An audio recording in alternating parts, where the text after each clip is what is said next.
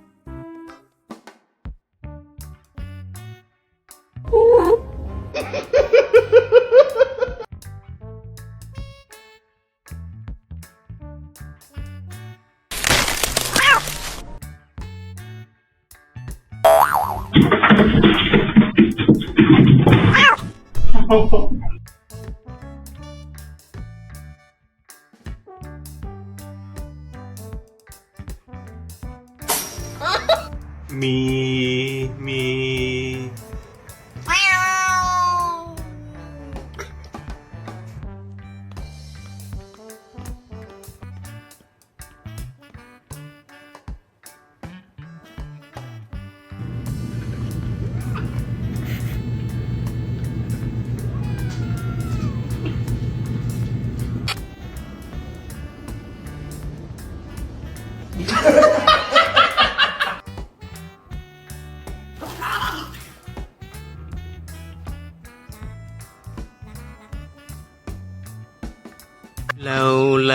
lâu yo bao thở tre trên để tâm ta sẽ chứ mà li。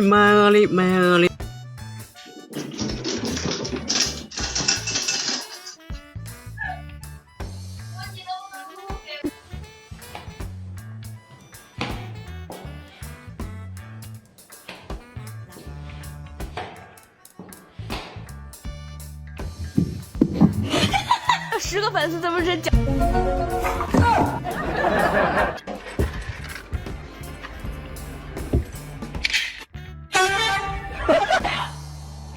你见了？没见了，孕妇。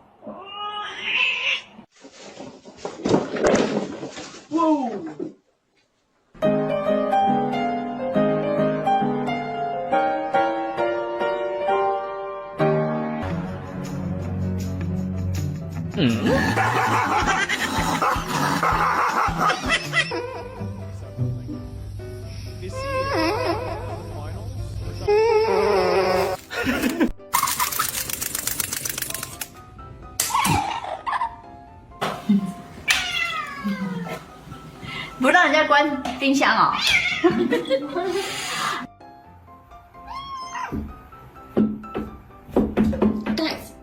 It's the big palm tree.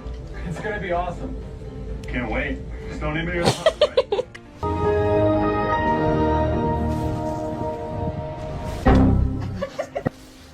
Playing a game of whack fuck here. Whack. Hi, kitty.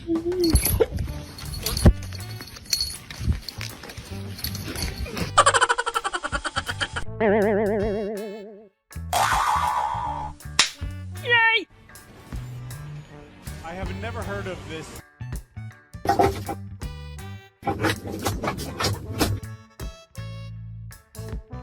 Don't do it. Oh no. Oh no. Oh no. Oh no.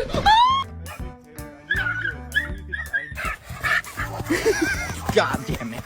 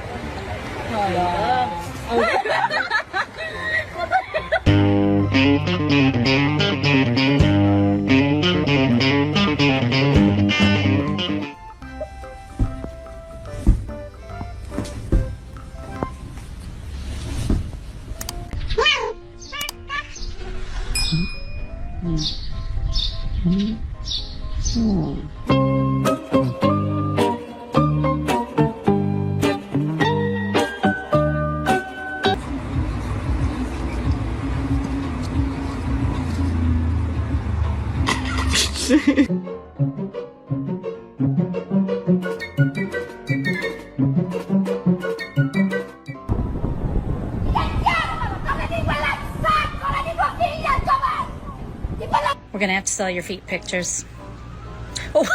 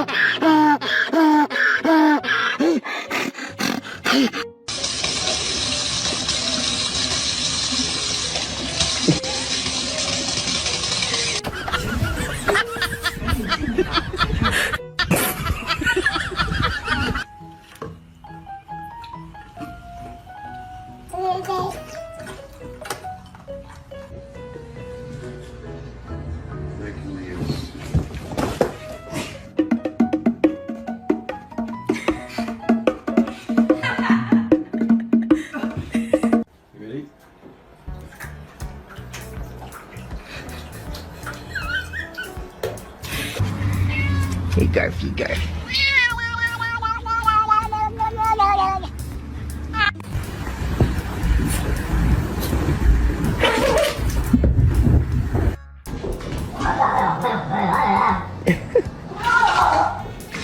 Oh my god.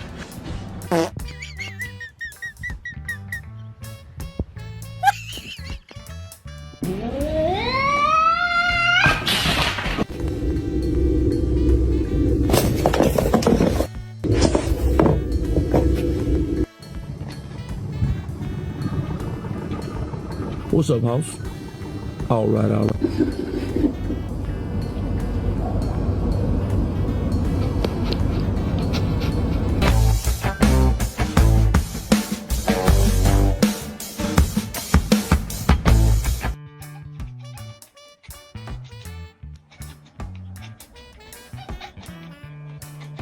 You're happy when you know I clap your hands.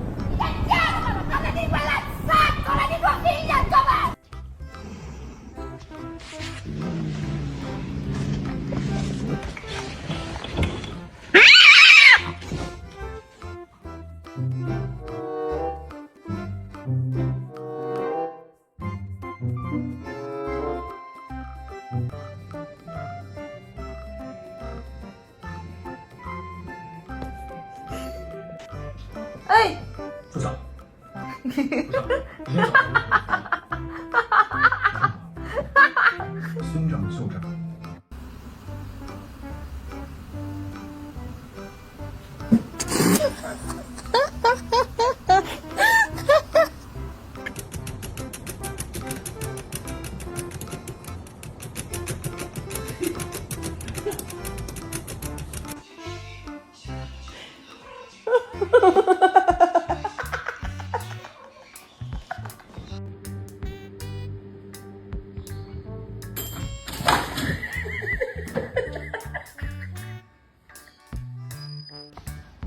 好了。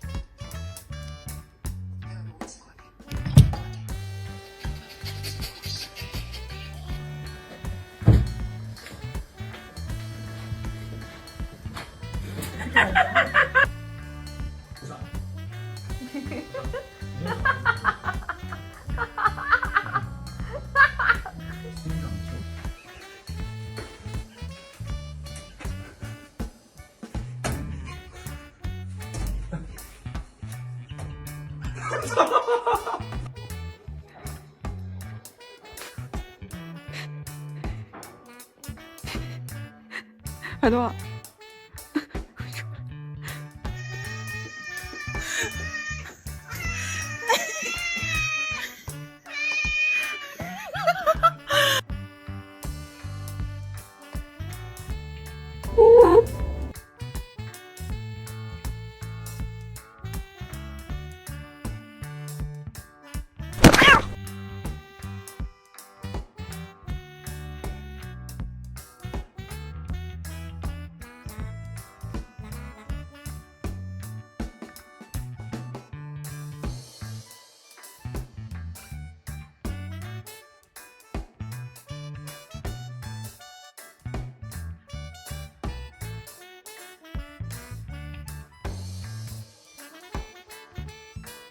Hello everyone. Today I will tell you a story. The story is titled, Bun the Dog Builds a Pillow Fortress. Tail havers only. Please like and subscribe to my channel if you appreciate me. You can skip this if you don't like this video. Thank you very much. The story begins as follows. Bun was a fluffy corgi with a cinnamon bun tail that curled like a question mark whenever he schemed. Today the living room smelled of fresh laundry and possibility. Mom had just fluffed every pillow on the couch. Big squares, small rectangles, one ridiculous heart-shaped one from Valentine's Day, and Bun's eyes sparkled like sunrise on a puddle. Fortress time, he barked, voice muffled by the corner of a pillowcase he dragged across the rug. His stubby legs paddled like he was swimming through marshmallows. First went the couch cushions, stacked into proud walls. Then the throw blankets, draped like battle flags. Bun paused to admire his work, tail wagging so hard it blurred. From the hallway came the squeak of sneakers. Mia, age 7, poked her head in. Bun, whatcha building? Bun planted his paws on the highest cushion and announced, Citadel of Bun. Entry rule, must have tail. Mia twirled, showing off her ponytail. Hairtail counts. Bun tilted his head, considering. Needs wag. Try harder. Mia giggled and wagged her whole body. Bun approved with a single boof and allowed her to haul in the ottoman as a drawbridge. By noon the fortress had a moat of scattered socks and a flag made from Dad's missing tie. Bun patrolled the perimeter, sniffing for structural flaws. He found one. The heart pillow kept sliding. With heroic determination, he shoved it back into place using his entire snoot. Victory tasted like lint. Word of the fortress spread. The cat, Sir Whiskers slinked in, tail high like a periscope. I possess superior tail, he meowed, flicking it with aristocratic flair. Bun narrowed his eyes. Prove loyalty.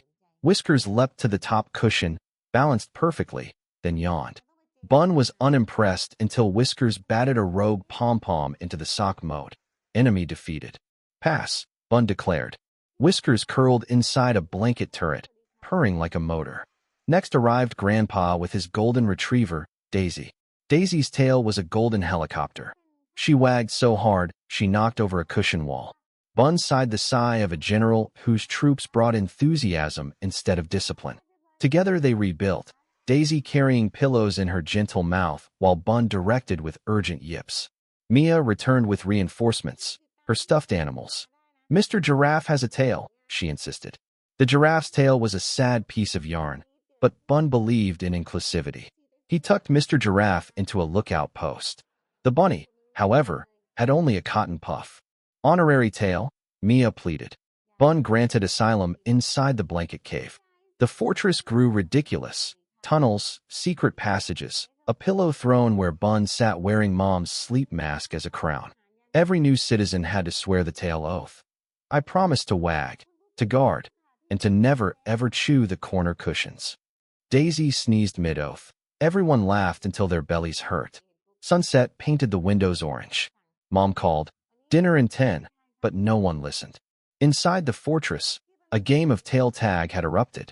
Daisy's helicopter tail started it, thwacking Sir Whiskers, who swatted back with velvet paws. Pillows flew like confetti. Bun darted between legs, barking orders that sounded suspiciously like giggles. Then disaster. Mia reached for the heart pillow at the very top. The entire structure wobbled, sighed, and collapsed in slow-motion glory. Cushions avalanched. Blankets parachuted. Bun surfed a wave of fluff straight into Daisy's fluffy side. For a moment, there was only muffled chaos and the smell of warm laundry. When the dust settled, everyone lay in a heap of limbs and fur and stuffing. Bun's sleep mask crown sat crooked over one eye. Sir Whiskers' tail stuck out from under a cushion like a surrender flag. Mia's laughter rang like bells. Mom appeared in the doorway, hands on hips, but her smile betrayed her. Looks like the fortress surrendered. Bun wriggled free, shook off pillow lint, and trotted to Mom. He sat, tail wagging, and offered her the soggy corner of Dad's tie, his highest honor. Mom knelt, scratched his ears. Guess moms get grandfathered in, even without tails. That night the living room stayed a glorious mess. The family rebuilt a smaller fort, just enough for movie night. Bun claimed the prime spot on the couch, head on Mia's lap, tail draped over Daisy like a shared blanket. Sir Whiskers purred against Grandpa's ankle. The heart pillow, slightly squashed, became the perfect headrest. Outside, stars winked. Inside, the citadel of Bun lived on. In smaller form, open to all, because sometimes the best rule is the one you break together. And Bun dreamed of tomorrow's fortress, already planning a tail inspection booth made of cardboard and pure imagination. Bun's pillow fortress reminds us that the happiest moments often sprout from simple, everyday objects, a pile of laundry, a child's giggle, a dog's wagging tail. In real life, my corgi really does drag cushions into castles, demanding tail-waving entry while my niece negotiates with her ponytail. These playful rituals mirror how modern families, stretched thin by screens and schedules, reclaim joy through micro-adventures at home. The story's collapse and rebuild cycle reflects reality. Plans tumble, yet laughter cements bonds stronger than any structure. To apply this today, schedule unscripted fortress time once a week. Unplug devices, gather blankets, and invent absurd rules together. Let kids lead, adults follow. The goal isn't perfection, but presence. When the inevitable avalanche happens, spilled snacks, toppled towers, treat it as the punchline, not the problem. These 30-minute bursts recharge emotional batteries, teach resilience, and prove that entry tickets to love need no tail, just willingness to wag whatever you've got.